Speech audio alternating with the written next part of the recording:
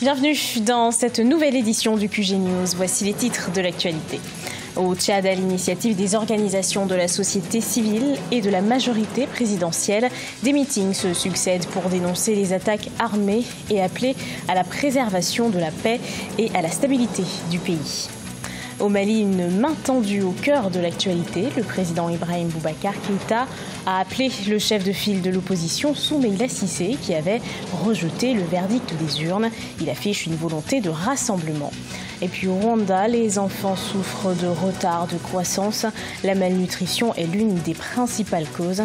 Pour résoudre ce problème, le pays a instauré un programme de développement de la petite enfance.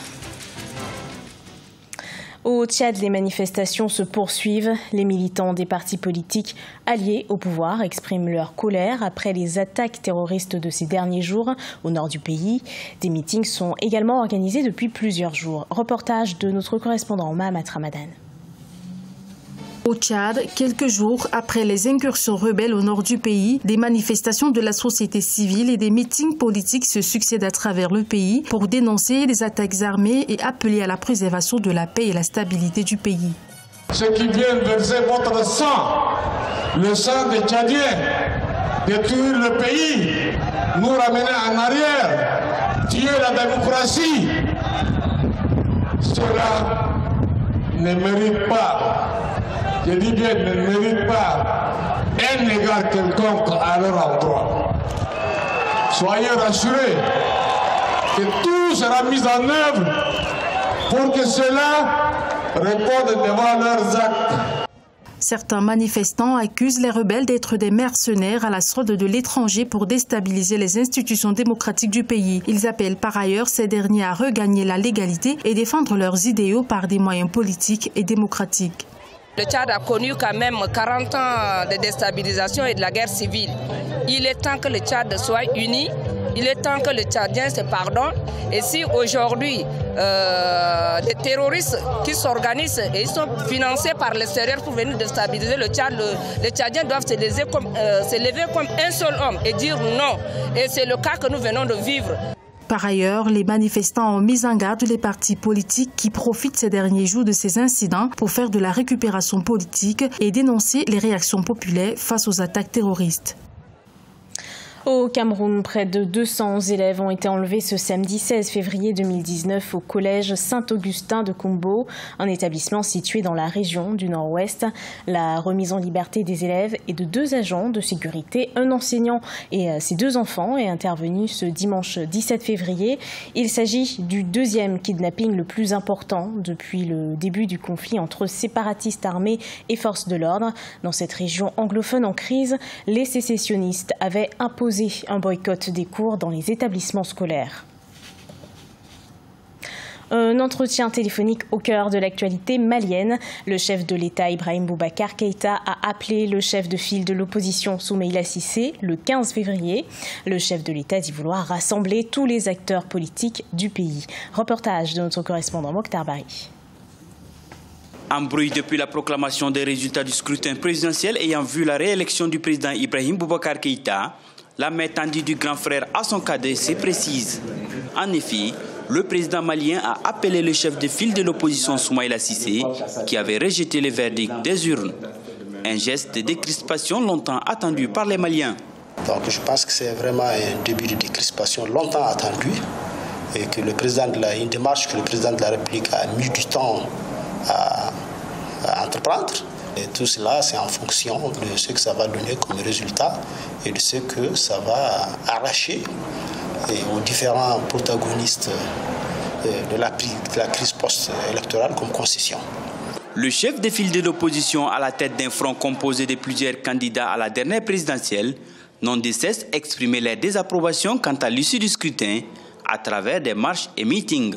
À voir la façon dont on a jubilé dans les rangs de l'opposition, on a l'impression que l'opposition aussi n'attendait que cela à cause des enjeux, puisqu'en réalité il y a des enjeux politiques à cela, tels que les réformes et la révision constitutionnelle en particulier que les partis politiques de l'opposition poudaient jusque-là. Dans une volonté de rassembler tous les acteurs politiques du pays, le chef de l'État a rencontré les partis de la coalition Ensemble pour le Mali Et une rencontre avec Soumaïla Cissé est annoncée dans les prochains jours.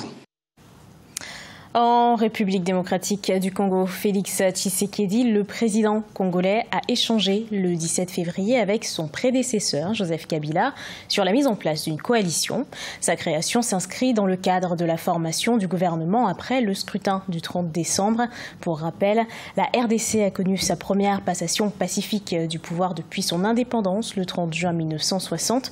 Avec l'élection de Félix Tshisekedi à la présidentielle, il succède à Joseph Kabila après 18 ans de pouvoir. 37% des enfants souffrent de retard de croissance au Rwanda. Pour réduire ce chiffre, le gouvernement a lancé un programme de développement de la petite enfance destiné aux enfants jusqu'à l'âge de 6 ans. Selon les autorités, le programme porte ses fruits. Reportage de notre correspondant fraterne Dakai Sanga. Le premier centre de développement de la petite enfance au Rwanda a été inauguré en 2014 avec pour objectif principal de fournir un accès facile aux services de santé et de l'éducation aux enfants d'au moins de 6 ans. Avec le temps, il s'est avéré nécessaire d'impliquer également les familles dans la lutte contre la malnutrition, l'une des causes principales de retard de croissance chez les enfants. 3 fois par semaine, on prépare de la bouillie pour les enfants et une fois le mois, nous organisons une session de démonstration de la préparation d'un repas équilibré devant tous les parents. Une fois par mois également, nous faisons un tour de vérification des améliorations sanitaires des enfants ayant un retard de croissance. Les centres de développement de la petite enfance sont actuellement répandus dans tout le pays. Lors du programme de visite de députés dans tous les secteurs administratifs du Rwanda qui a pris fin ce 15 février, les parlementaires se sont assurés de vérifier si ces centres étaient bien entretenus. Ça fait longtemps que le Rwanda a lancé la campagne de lutte contre le retard de croissance des enfants. Des efforts supplémentaires ont été faits depuis l'année dernière pour améliorer considérablement la santé de nos enfants et nous sommes contents que ça porte des fruits. Selon les statistiques, 37% des enfants au Rwanda souffrent du retard de croissance. En collaboration avec différents partenaires au développement, le Rwanda a instauré le programme de développement de la petite enfance pour faire face à ce problème.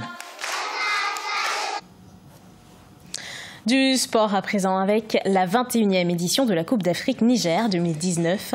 Le Mali est champion d'Afrique pour les moins de 20 ans, 30 ans après la première finale manquée de 1989. Le pays décroche son premier sacre dans cette catégorie. C'est un reportage de Mokhtar Bari.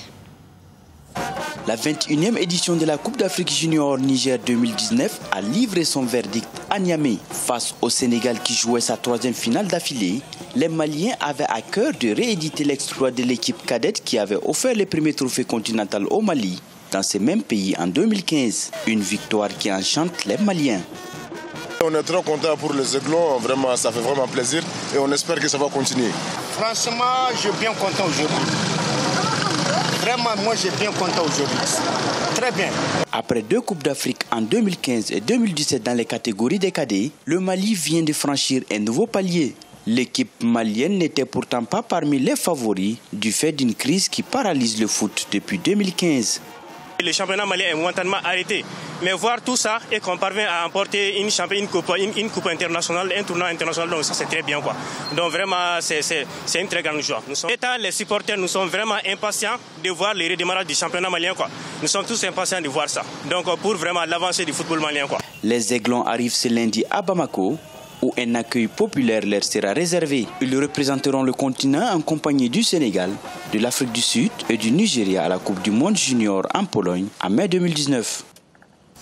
Ce journal a été préparé par l'ensemble de la rédaction. Merci de l'avoir suivi. Dans un instant, une nouvelle édition de l'actualité sur Africa 24.